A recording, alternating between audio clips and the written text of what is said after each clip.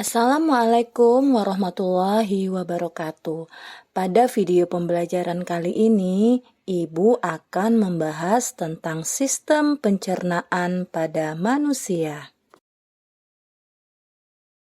Sistem pencernaan pada manusia berfungsi untuk menghancurkan makanan yang masuk ke dalam tubuh manusia dan juga mengambil sari-sari makanan yang diperoleh dari makanan yang kita makan dan selanjutnya akan dijadikan energi untuk kita beraktivitas.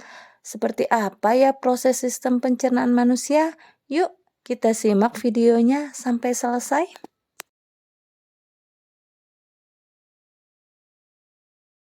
Pertama, makanan masuk ke mulut. Mulut merupakan pintu gerbang ke sistem pencernaan. Sistem ini berfungsi memecah makanan menjadi beberapa bagian dengan tujuan mempermudah proses pencernaan. Ludah sangat berguna karena bercampur dengan makanan dan bisa lebih menghancurkan makanan sehingga lambung tidak perlu mencerna seluruh bongkahan makanan. Setelah dari mulut, makanan kita menuju ke kerongkongan. Kerongkongan adalah suatu saluran seperti tabung sepanjang 20 cm yang menghubungkan antara rongga mulut dengan lambung.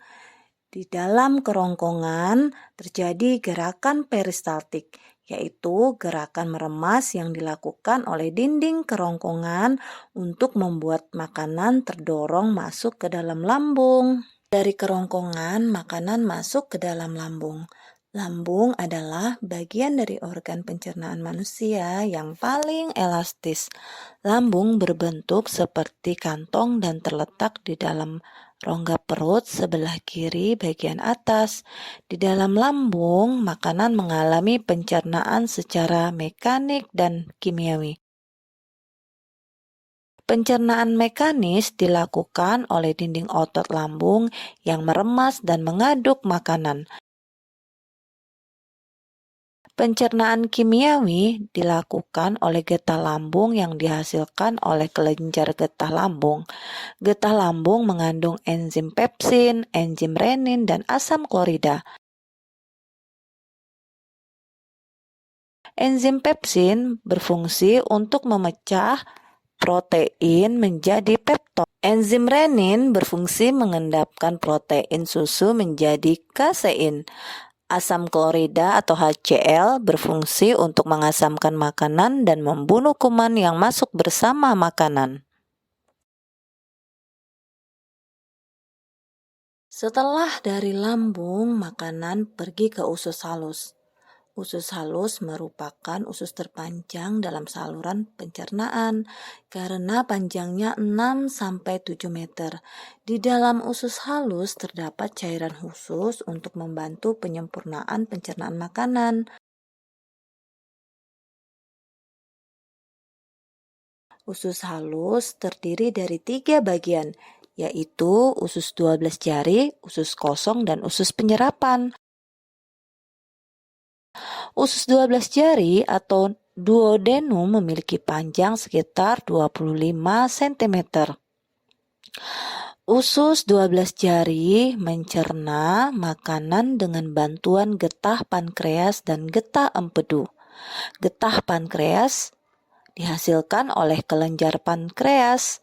Getah pankreas mengandung enzim amilase yang berfungsi mengubah zat tepung atau amilum menjadi zat gula atau glukosa.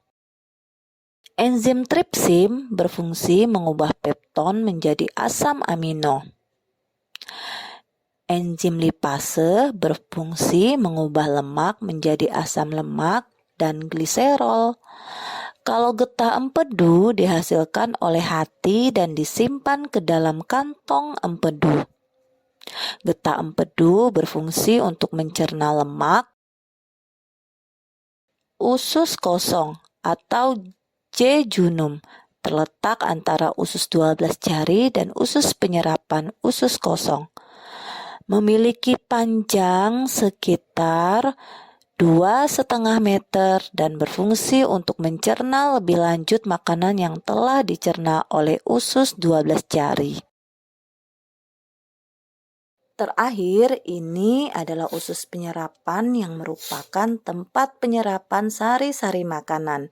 Di seluruh permukaan dindingnya terdapat ujung-ujung pembuluh darah yang menyerap sari-sari makanan. Kemudian sari makanan diedarkan melalui aliran darah ke seluruh tubuh. Setelah itu, sisa makanan yang dicerna masih berlanjut ke usus besar.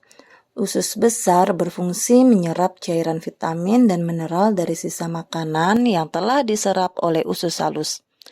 Pada usus besar terdapat bakteri yang berguna untuk tubuh yang bernama E. coli yang berfungsi membantu proses pembusukan sisa makanan. Proses pembusukan sisa makanan akan menghasilkan kotoran atau feses yang kemudian dikeluarkan melalui anus.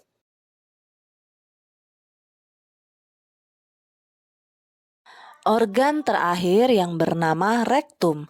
Rektum adalah ujung muara dari usus besar yang berfungsi sebagai tempat penyimpanan feses sementara. Ketika rektum terisi penuh dengan feses, maka syaraf akan mengirimkan respon ke otak yang menimbulkan rasa ingin buang air besar. Anus adalah lubang di bagian bawah pantat yang berfungsi sebagai tempat keluarnya feses dari tubuh. Nah, sudah paham kan kalian? Sampai di sini dulu ya video pembelajaran dari Ibu. Sekian, wassalamualaikum warahmatullahi wabarakatuh.